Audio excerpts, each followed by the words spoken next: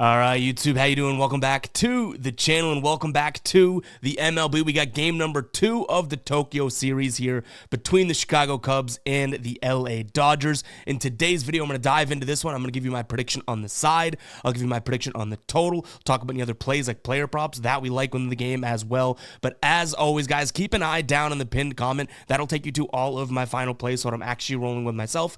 If that does interest you, it's absolutely free down in the pinned comment. All right, YouTube, how you doing? Welcome back to the channel. I tell you guys I'm a dummy all the time. They don't suck. They've just been sucking. Get them down to -3, 4 more juice than Jose Canseco in his prime. Tell me you're new without telling me you're new. So don't go jumping down my throat in the comments, right? If you want to fade me, or if you do want to ride me, this still leaves a bad taste in my mouth, right? And remember, more chins, more wins. In terms of our first MLB game of the season, it was a positive one. Now, we were super conservative, just 0.25, so quarter unit plays here. Tommy Edman cashes, and then our last one that we threw in was the under 8. We also almost tossed in a Dodgers money line. We didn't, but you know what? We almost didn't toss in the under, so I guess beggars can't be choosers. Shota Imanaga only pitches 4 innings, so unfortunately that was the L. And if I watched back yesterday's video, I almost spoke it into existence, right? I was like, against a good offense, full bullpen, rested bullpen, all that. And yeah, that's exactly how it went. So ultimately, it was still a positive night, but that Shota Imanaga one, kind of kicking myself for overall and not throwing in Dodgers money line. But guys, go ahead and hit that like button, hit that subscribe button as well. Let me know what you guys are rolling with down in the comments. This is the last MLB game now until the actual opening day, which is what? I think March 27th. So yeah, gonna be the last one for a week or so. Let's make it a good one. Like I said, we'll go through the side total, and I think I have one player prop as of right now, but hit that like button, hit that subscribe button. Let's jump into it. So Justin Steele is getting the start here for the Cubs. He doesn't have the worst numbers against this Dodgers roster. 45 plate appearances against the current guys on the team. So not just the Dodgers, it's the guys that are actually on the team, right? If player A used to play for the Tigers, for example, and faced Justin Steele, it'll count towards his data, but now is on the Dodgers. So 45 plate appearances against, just under a 25% K rate, walk rate at 8.9%. Average against, though, at 225, that's very good. Expected batting average against of 234. So also very good there. WOBA down at 302, xWOBA at 315, slugging 426, sure. Exit velo 86 miles per hour. So yeah, some decent numbers for Justin Steele here. On the other side of things, we do have Rokai Sasaki, the rookie pitcher here for the Dodgers. So we don't know too much about him. We've seen, I want to say it's 7 innings so far in spring training, and he's looked okay, right? 1 start, he got the win in that one. Has a sub-1 whip, so sure, we may see some good looks from him overall. Last game, we said we loved the 2 studs on the mound, right? And that's why we ended up liking the under. I do worry about that a little bit in this one, because what if this 23-year-old rookie comes in and yes, he's already pitched in spring training and all that, but all of a sudden it's like, whoa, this is the big leagues, right? Now it's not on Dodger soil or even American soil. Maybe it doesn't have the same effect, but what if he comes in and it's like, oh, you're going to shake up a little bit. Like, this may not be the best of situations. That worries me. Ultimately, though, with Justin Steele on the other side of things, I again kind of like the idea of an under. So the Dodgers we talked about yesterday, as good of an offense as they are, they do struggle to some degree. And I shouldn't use the word struggle. They're just worse at it than other pitches hitting the fastball, right? Last year, they ranked 13th in terms of runs above average. That's still very good, but against a splitter, sinker, slider, curveball, knuckle, changeup, cutter, like they were top 10, top 5, in some cases 1, right? So obviously the fastball is still a good pitch for them, but they can struggle to some degree. And they only scored 4 runs yesterday. I could expect something similar like that today, especially with, Justin Steele's games here in previous history against this Dodgers team. The one thing that worries me is, I think we're projected. Let's see if we have the final count here. So that is going to be 1, 2, 3, 4, 5. Yeah, there's potentially 6 righties, including Edman as a switch hitter. 6 righties in the lineup here for the Dodgers.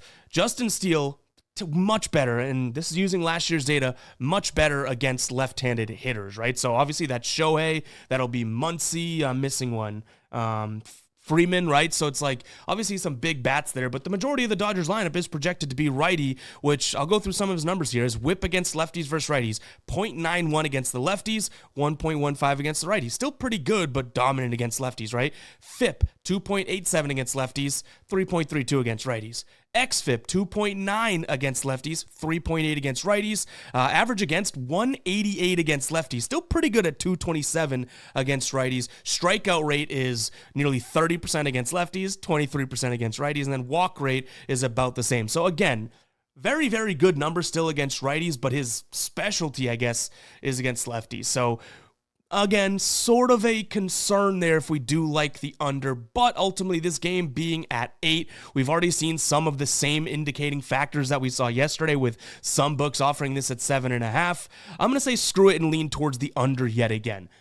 Just know that I'm saying there are a couple things that worry me. A rookie pitcher on one side. Cubs seem like they're a little log jam yesterday. You have Justin Steele, who if he was going up against a heavy lefty lineup like the Red Sox or something, I'd feel a hell of a lot more confident in.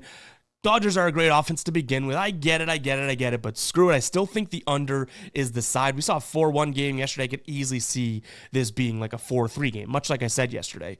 In terms of the side, so yeah, we started with the total. In terms of the side, I still don't mind the idea of the Dodgers solely because I don't know what we're going to get out of this pitcher, and that can often be a good thing for pitchers, right? Like none of these bats have really seen him in true action before and that type of thing, so I kind of like the Dodgers still just because if we're going offense for offense here, you can't really knock what the Dodgers team is doing, right? Would I prefer the under over a money line play much like we did yesterday? Probably, but ultimately I just can't really see the value in taking the Cubs. Like they would need to be, at least in my opinion, like plus 145, plus 150 for me to consider that. Them sitting at plus 130 don't necessarily love. They're not going up against Yamamoto. I get it, but I still like I want to, I'll tell you this, and this is not the best way to go around betting, right? But I want to get to the Cubs because I just hate the chalkiness of how good this Dodgers team is. They're going to be a team that every time we have to break them down every single game this year, they're going to be massive favorites. And like, you know what I mean? Like, it's going to be annoying. But I can't knock them for being minus 142 today, right? So, yeah, I'm on that side. We'll see what we get out of the rookie pitcher. The player prop that we're going to dive into, guys, it's going to be over on Outlier. If you do want to check it out, check out the link in the description. Everything you'll see with me trying to find this player prop and kind of form it to you guys is from Outlier, my favorite player prop research tool out there. Link down in the description as well as the pinned comment. You get 7 days free. But we're looking at Max Muncy here. Under 1.5 hits, runs, and RBIs. We already talked about Justin Steele being very good against left-handed batters, right? So if we scroll down here, Muncy, dating back to last year, has hit the under in plenty of these games. 56% overall last year. Let's show on the road because obviously they're on the road here. 65% against left-handed pitchers on the road. 9 of 10 last season. He failed to get 2 or more hits, runs, and RBIs. So yeah, I'm liking the spot. Let's get rid of these filters now. I'm liking the spot for him. You can see, obviously, last game, 5 plate appearances, nothing to show for it. But I talked about it. We do have Justin Steele on the mound. Last season, 172 average against, Max Muncy. Now, we already talked about Justin Steele against lefty batters. Max Muncy last year, 172 average against left-handed pitchers. The dude had 55 hits. Only 11 of those came against lefties. WRC plus drops from 135 to 107. The one, I guess, call for concern here would be that we do have 6 plate appearances here against Justin Steele. And this is since 2018, you can see via Outlier. 2 hits, 1 home run, 1 RBI, K rate of 16.7%. Another thing that worries me now, this is more good than bad what we're seeing, right? Green means good, red means bad. Fastball's what we're going to get out of Justin Steele a ton, right? 59.5. 60% of his pitches are going to be fastballs. Max Muncy, WOBA goes up from 362 to 464. K rate drops from 26 to 24. That ain't the best news if we're taking an under out here, right? But the slider, which should be the put-out pitch here, is WOBA drops to 307. K-rate goes up over 30%.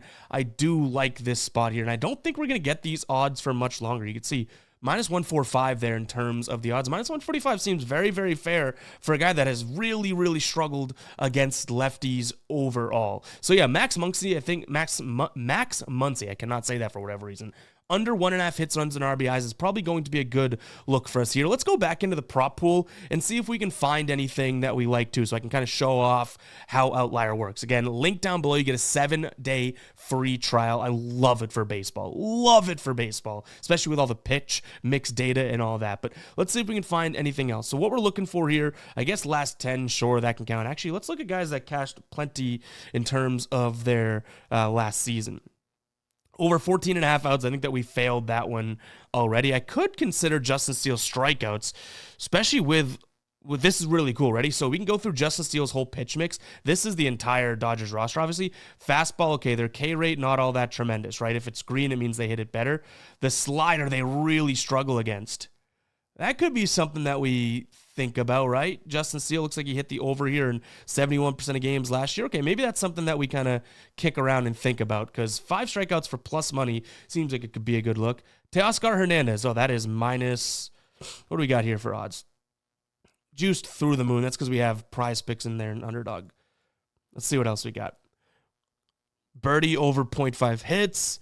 Kyle Tucker probably due, right? Had a great year last year. Now with a new team, didn't do all that tremendously. Versus righties, which we do know, at least we know that this new pitcher is a righty. Had a good season against righties, over 200 WRC plus. So maybe those are a couple consideration plays as well. That would be Kyle Tucker, to get a hit, 0.5. And then we'd have, who's the other one?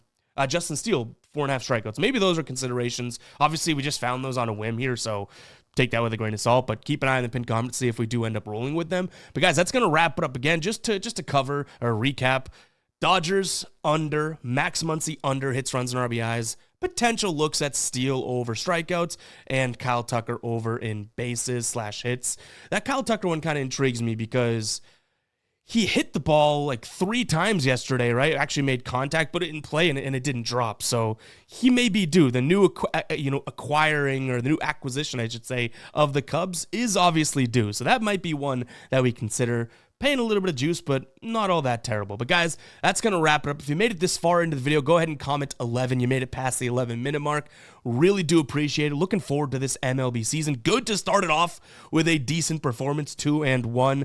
Very, very glad. So I'm sick still, right? I've been telling you guys that. And I couldn't sleep last night, so I started to do a little bit more research, and I was like, all right, this game's going to tip off or kick off at 6:10 a.m. I probably won't be awake for the very start, so let's just get this in quick. And then late night, threw in the under. If we didn't do that, it would have been a 1-1 night. So I'm glad that we did that. Probably will get our plays out a little bit earlier, I guess, today, so we don't have any sweats like that. But nonetheless, starting it off with a positive. Let's keep that train going. We'll catch you guys in the next one, all right? Peace out.